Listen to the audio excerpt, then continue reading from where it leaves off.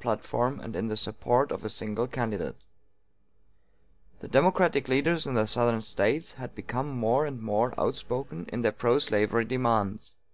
They had advanced step by step from the repeal of the Missouri Compromise in 1854, the attempt to capture Kansas by Missouri invasions in 1855 and 1856, the support of the Dred Scott decision and the Lecompton fraud in 1857, the repudiation of Douglas's Freeport heresy in 1858, to the demand for a congressional slave code for the territories and the recognition of the doctrine of property in slaves. These last 2 points they had distinctly formulated in the first session of the 36th Congress.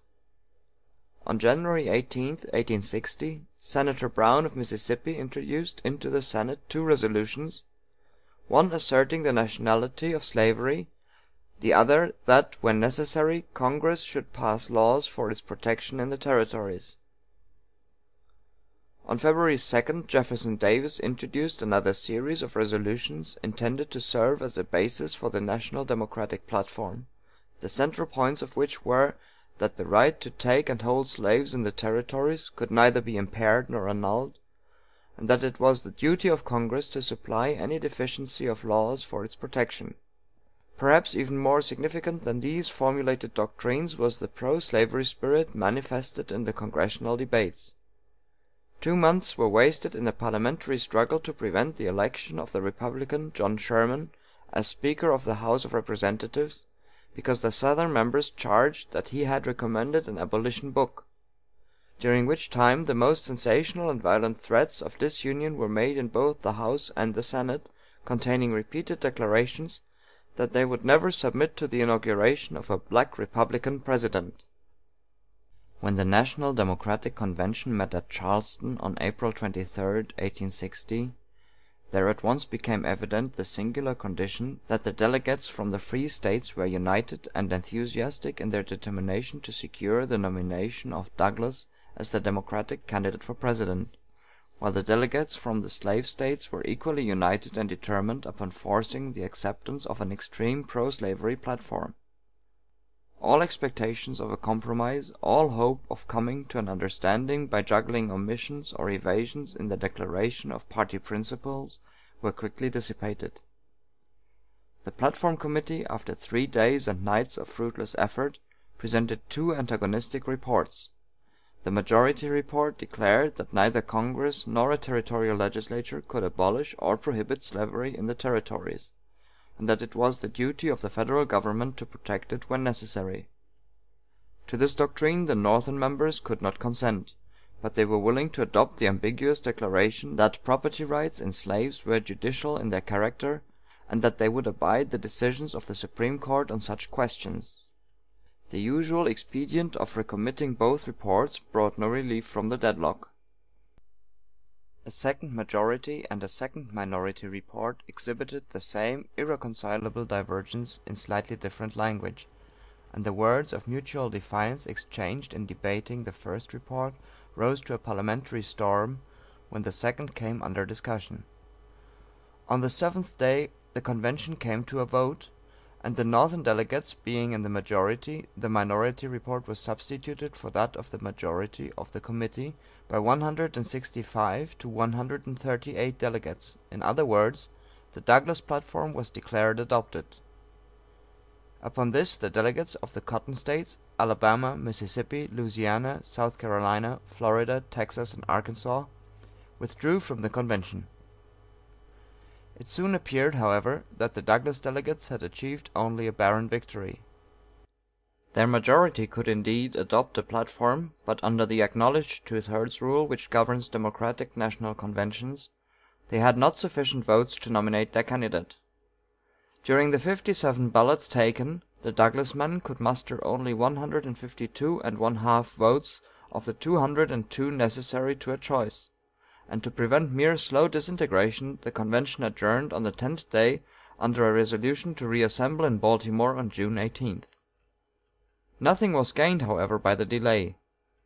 In the interim Jefferson Davis and 19 other Southern leaders published an address commending the withdrawal of the Cotton State delegates, and in a Senate debate Davis laid down the plain proposition: We want nothing more than a simple declaration that negro slaves are property, and we want the recognition of the obligation of the Federal Government to protect that property like all other.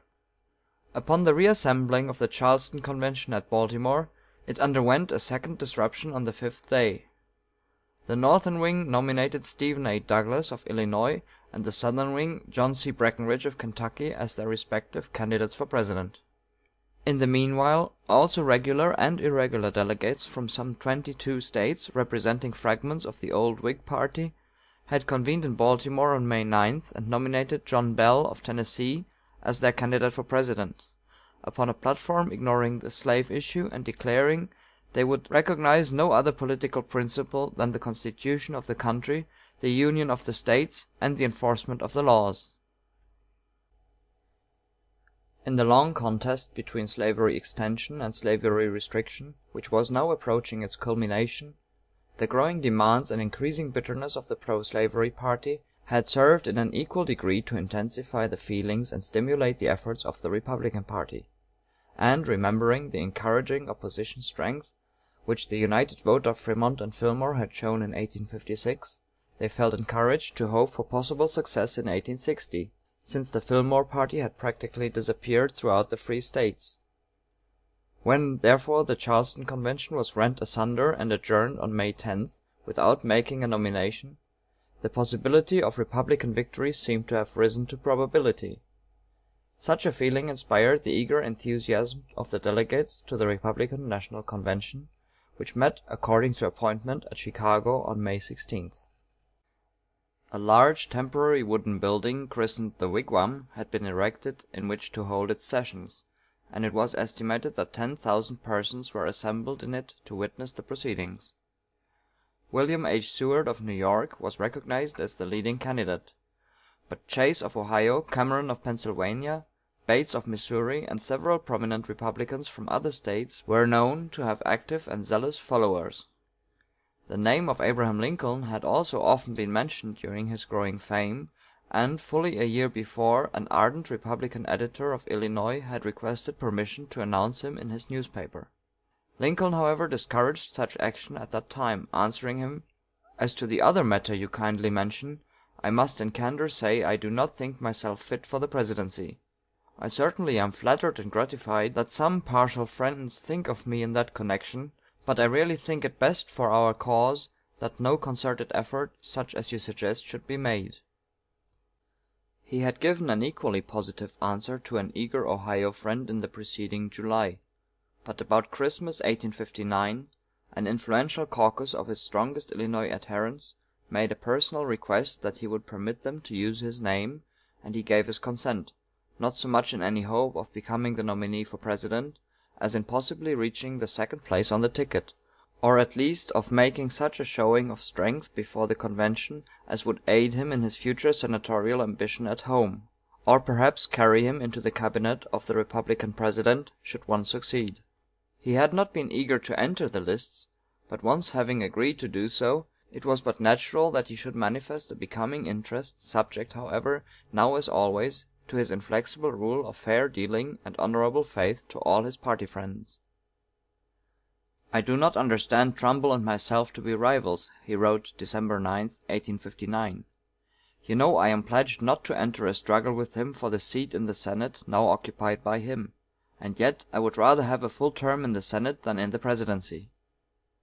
And on February 9th he wrote to the same Illinois friend: "I am not in a position where it would hurt much for me not to be nominated on the national ticket, but I am where it would hurt some for me not to get the Illinois delegates.